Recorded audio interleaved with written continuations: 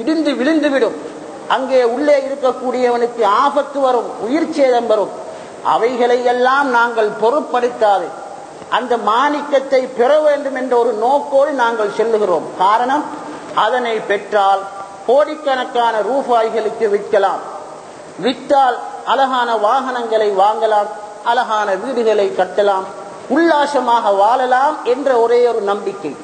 அதே போன்று அல்லாஹ்வுடைய நல்லடியார்களான இறைநேசர்கள் அவர்கள் என்றும் சுதந்திரமாக வாழ்வதற்கு, அல்லாஹு தஆலாவுடைய அன்பையும் அருளையும் அடைந்து கொள்வதற்கு இப்படியான மறைமுகமான அறிவிஞானங்களை எல்லாம் அவர்கள் பெற்றிருந்தார்கள். ஆகவே இந்த தரீக்காக்களை பற்றி ஏளனமாக மக்கள் பேசுகின்றார்கள். கந்தூரி தரீக்கா என்று சொல்லுகிறார்கள், கோப்பை சோறு பங்குகிற தரீக்கா, ரொட்டி பங்குடுகின்ற தரீக்கா, இப்படியெல்லாம் ஏளனமாக பேசுகின்றார்கள். காரணம், அதற்குள்ளே இருக்கக்கூடிய அந்த மறைமுகமான அந்த பெருமதி வாய்ந்த அந்த முத்துக்களை அவர்கள் அறியவில்லை. தரீக்காவிலே இருக்கக்கூடியவர்களும் அதனை விளங்கிக் கொள்ளவில்லை. அதனாலே தான் இந்த தரீக்காக்களை இப்படி ஏளனமாக பேசுகின்றார்கள். கண்ணியத்துக்குரிய அல்லாஹ் சுப்ஹானஹு வ தஆலாவினுடைய நல்லடியார்களே, இன்று மனிதர்களாகிய எங்களுடைய உள்ளத்தை எடுத்துக்கொண்டால் உள்ளத்திலே எத்தனையோ விதமான குணங்கள், கெட்ட குணங்கள் குடிகொண்டிருக்கிறது. நாங்கள் காலாகாலம் தொழுகிறோம், நோன்பு நோக்கிறோம், எல்லா விதமான அமல்களையும் நாங்கள் செய்து வருகிறோம். ஆனால் உள்ளத்திலே பொறாமைகள் நிறைந்திருக்கிறது, மனக்கசப்புகள் நிறைந்திருக்கிறது, வேற்றுமைகள் வேரூன்றி போயிருக்கிறது, குஃபாடங்கள், அதே போன்று நிஃபாக்தனங்கள் உள்ளத்திலே நிறைந்திருக்கிறது. நாங்கள் தொழக்கூடிய தொழுகையின் மூலமாக, நாங்கள் செய்யக்கூடிய வணக்க வழிபாடுகளின் மூலமாக அந்த குப்பைகள் எல்லாம் எங்களை விட்டும் அகலுவதில்லை, எங்களுடைய உள்ளம் சுத்தமாகுவதில்லை. காரணம் என்னவென்று பார்க்கின்ற நேரத்திலே, ஒருவேளை நாங்கள் தொழக்கூடிய தொழுகை அது உயிரோற்றம் அற்றதாக இருக்கலாம். அடுத்ததாக எங்களுடைய இந்த உள்ளம் தூய்மையாக வேண்டுமாக இருந்தால், எங்களுடைய உள்ளத்திலே இருக்கக்கூடிய போட்டி பொறாமைகள் எல்லாம் நீங்க வேண்டுமாக இருந்தால், இந்த தௌஹீதுடைய அறிவை நாங்கள் பெற வேண்டும். தௌஹீதுடைய அறிவை பெறாத வரைக்கும் அந்த உள்ளங்களிலே இருந்து அந்த அழுக்குகள் எல்லாம் நீங்காது.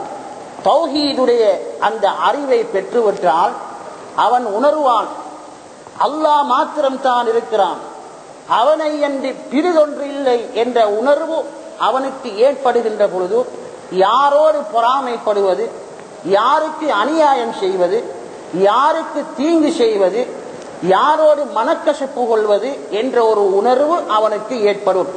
அனைவர்களும் அல்லாஹ்வுடைய அடியார்கள், அனைவர்களும் நமது சகோதரர்கள், நமக்கு வேறானவர்கள் அல்ல. அவர்களோடு நாங்கள் சந்தோஷமாக நடக்க வேண்டும், பொறாமை கொள்ளக்கூடாது என்ற அந்த மனப்பான்பு, அந்த உணர்வு நமக்கு ஏற்படும். இந்த அறிவை பெறாமல் இருக்கும் காலமெல்லாம் அந்த நிலை நமக்கு ஏற்படாது. இது சூஃபியாக்களுடைய அனுபவமாக இருந்து கொண்டிருக்கிறது. அவர்களுடைய அனுபவங்களைத்தான் கிதாபுகளிலே சொல்லி இருக்கின்றார்கள், கூறியிருக்கின்றார்கள். அடுத்ததாக கண்ணியத்துக்குரியவர்களே, தொழுகையை நாங்கள் எடுத்துக்கொள்வோம். இந்த தொழுகை ரசூல் ஸல்லல்லாஹு அலைஹி வஸல்லம் அவர்கள் சொல்லி காட்டினார்கள், அஸ்ஸலாத்து மிஅராஜுல் முஃமினீன், தொழுகை என்பது மூமின்களுக்கு ஒரு மிஅராஜ் ஆகும் என்று ரசூல் ஸல்லல்லாஹு அலைஹி வஸல்லம் அவர்கள் சொல்லி இருக்கின்றார்கள். அது பொய்யா உண்மையா? உண்மையாகத்தான் சொல்லி இருக்கிறார்கள். நாங்கள் காலாகாலம் தொழுது கொண்டிருக்கிறோம். மீராஜை கண்டிருக்கிறோமா? மீராஜ் நடைபெற்றிருக்கிறதா? எப்பவாவது ரமலான் வருகிறது, லைலத்துல் கத்ர் இரவிலே எத்தனையோ விதமான தொழுகைகளை தொழுகிறோம். தஸ்பீஹ் தொழுகிறோம், வித்ர் தொழுகிறோம், தராவீஹ் தொழுகிறோம், தஹஜ்ஜத் தொழுகிறோம், எத்தனையோ தொழுகைகளை நாங்கள் தொழுகிறோம். மீராஜை நாங்கள் கண்டிருக்கின்றோமா? கண்ணியத்துக்குரியவர்களே, தக்பீர் கட்டிவிட்டால் உலக சிந்தனைகள் தான் எங்களுடைய உள்ளத்திலே ஊற்றெடுத்துக் கொண்டிருக்கிறது. சலாம் கொடுக்கின்ற வரையிலே அந்த உலக எண்ணங்கள் தான் உள்ளத்திலே வந்து கொண்டிருக்கிறது. ஆகவே உள்ளத்திலே அங்கே தூய்மை ஏற்படுவதில்லை. அல்லாஹு தஆலாவை மறந்து தொழக்கூடிய தொழுகையாளிகளுக்கு கேடுதான் என்று அல்லாஹு சுப்ஹானஹு வ தஆலா திருக்குர்ஆனிலேயே சொல்லி காட்டியிருக்கிறான். ரசூலுல்லாஹ்வுடைய வாக்கு பொய்யாகுவதில்லை. எமது வணக்கத்திலே பெரும் குறைபாடுகள் இருக்கிறது. அடுத்ததாக அல்லாஹு தஆலா சொல்லுகிறான், அகிமிஸ் ஸலாத்த லிذிக்ரி, தொழுகையை நிலைநாட்டுங்கள், என்னை நினைவு கூறுவதற்காக வேண்டி, என்னை ஞாபகம் செய்வதற்காக வேண்டி தொழுகையை நிலைநாட்டுங்கள் என்று அல்லாஹு தஆலா திருக்குர்ஆனிலே சொல்லி காட்டுகிறான். ஒரு மனிதன் தொழுகிறான், அல்லாஹ்வுடைய ஞாபகம் அவனுக்கு வரவில்லை என்றால் அது அவனது தொழுகையே அல்ல. அல்லாஹ்வுடைய ஞாபகம் அவனுக்கு வர வேண்டும், அதுதான் உண்மையான தொழுகை. சூஃபியாக்கள் அல்லாஹு அக்பர் என்று தக்பீர் கட்டிவிட்டால் அவர்கள் அப்படியே தன்னை மறந்து விடுவார்கள். அல்லாஹ்வுடைய சிந்தனையிலே அவர்கள் மூழ்கி விடுவார்கள். நாங்கள் தக்பீர் கட்டினால் எத்தனையோ விதமான உலக சிந்தனைகள் தான் நமக்கு வந்து கொண்டிருக்கிறது. கண்ணியத்துக்குரியவர்களே, தொழுகையை நாம் எடுத்துக்கொண்டால் அதனுடைய வெளித்தோற்றமும் இருக்கிறது, உள்ரங்கமும் இருக்கிறது. தொழுகையினுடைய வெளித்தோற்றம் இழ்த்திடால், ருக்கு, சுஜூது, அத்தஹியாத்துடைய இருப்பு, நடு இருப்பு, இவைகளெல்லாம் தொழுகையினுடைய வெளித்தோற்றங்களாக இருந்து கொண்டிருக்கிறது. தொழுகையினுடைய உள்ரங்கம் இஹ்லாஸ், அல்லாஹு தஆலாவுடைய ஞாபகம், அல்லாஹு தஆலாவுடைய நினைப்பு, அதுதான் தொழுகையினுடைய உள்ரங்கமாக இருந்து கொண்டிருக்கிறது. ஒரு மனிதன் உடலால் மாத்திரம் தொழுதால் போதாது, அவனது உள்ளத்தாலும் தொழ வேண்டும். உள்ளத்தாலே தொழவில்லை என்றால் அவனுடைய தொழுகை ஏற்றுக்கொள்ளப்படுவதில்லை. அல்லாஹு தஆலா மனிதனுடைய உள்ளத்தை தான் பார்க்கிறான். அவனது உள்ளம் எப்படி இருக்கிறது என்பதனை தான் அல்லாஹு தஆலா கவனித்துக் கொண்டிருக்கிறானே தவிர அவனது வெளி தோற்றங்களை அல்லாஹு சுப்ஹானஹு வ தஆலா பார்ப்பதில்லை. ஆகவே தொழுகையினுடைய உள்ரங்கம் தக்வாவாக இருக்கிறது. கண்ணியத்துக்குரியவர்களே, அல்லாஹு அக்பர் என்று தக்பீர் கட்டினால் உடலாலே தான் நாங்கள் தொழுகிறோம், உள்ளத்தாலே நாங்கள் தொழுவதில்லை.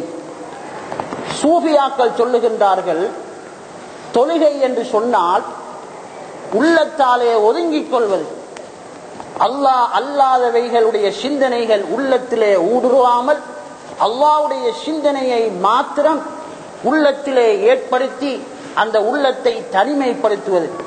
இதுதான் அவர்கள் தொழுகை என்ற அந்த வார்த்தைக்கு சூஃபியாக்கள் சொல்லுகின்ற ஒரு விளக்கம், ஒதுங்கிக் கொள்வது என்ற விளக்கமாகும். ஒரு மனிதன் அல்லாஹு தஆலாவை திக்ர் செய்து கொண்டிருக்கிறான் என்றால், அவன் அல்லாஹ்வுடைய ஞாபகத்திலே இருக்கிறான் என்றால் அவன் தொழுது கொண்டுதான் இருக்கின்றான். ஆகவே அது நமக்கு தெரியாது. வலா தத்ருதுல்லதீன யதுஊன ரப்பஹும் பில்கதாத்தி வல் அஷியி யுரீதுன வஜ்ஹஹு, அல்லாஹு தஆலாவுடைய திருமுகத்தை நாடி காலையிலும் மாலையிலும் அல்லாஹு தஆலாவை திக்ர் செய்யக்கூடியவர்களை நீங்கள் துரத்தி விட வேண்டாம். அவ்வாறு துரத்திவிட்டால் நீங்க அநியாயக்காரர்கள் என்றும் ஆகிவிடுவீர்கள் என்று அல்லாஹு சுப்ஹானஹு வ தஆலா திருக்குர்ஆனிலே சொல்லி காட்டுகிறான். கண்ணியத்துக்குரிய அல்லாஹு தஆலாவினுடைய நல்லடியார்களே, நாங்கள் தொழுகைக்காக வேண்டி மஸ்ஜிதுக்கு வருகிறோம், பள்ளி வாயிலுக்கு வருகிறோம். நான் ஒரு தொழுகையாளி என்பதனை பள்ளி வாயிலுக்கு வந்து தொழுதுதான் காட்டி நிரூபிக்க வேண்டுமா? ஒரு மனிதன் எந்த இடத்திலே தொழுதாலும் அல்லாஹ்வுக்கு தெரியாதா? ஒரு மனிதன் இருட்டறைக்குள்ளே தொழுதாலும் அல்லாஹ் அதனை அறிகின்றான்.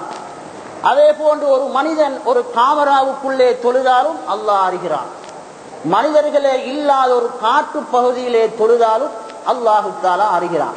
எந்த இடத்திலே தொழுதாலும் அல்லாஹு தஆலா அறிந்து கொண்டுதான் இருக்கிறான். ஆகவே எங்களுடைய வணக்கங்களை நாங்கள் யாருக்கும் காட்ட வேண்டுமா? அல்லாஹ்வுக்குத்தானே காட்ட வேண்டும். அல்லாஹு தஆலா தானே அதற்கு கூலி தருகிறான். மக்கள் கூலி தருகிறார்களா? நமக்கு சுவனம் என்றோ நரகம் என்றோ அல்லாஹு தஆலா தானே தீர்ப்பு செய்கிறான். மக்களுக்கு தீர்ப்பு செய்ய முடியுமா? நாங்கள் சிந்தித்து பார்க்க வேண்டும். ஒரு மனிதன் பள்ளிக்கு வந்து அவனுடைய நோக்கம் எல்லோரும் என்னை பார்க்க வேண்டும், இவன் ஒரு நல்ல மனிதன், இவன் 5 வேளையும் பள்ளிக்கு வருகிறான், தொழுகிறான் என்ற எண்ணம் ஒரு மனிதனுடைய உள்ளத்திலே வந்துவிட்டால் அது உண்மையான தொழுகையாக ஆகாது. அடுத்ததாக ஒரு மனிதன் மக்களுக்கு பயந்து அவன் பள்ளி வாயிலுக்கு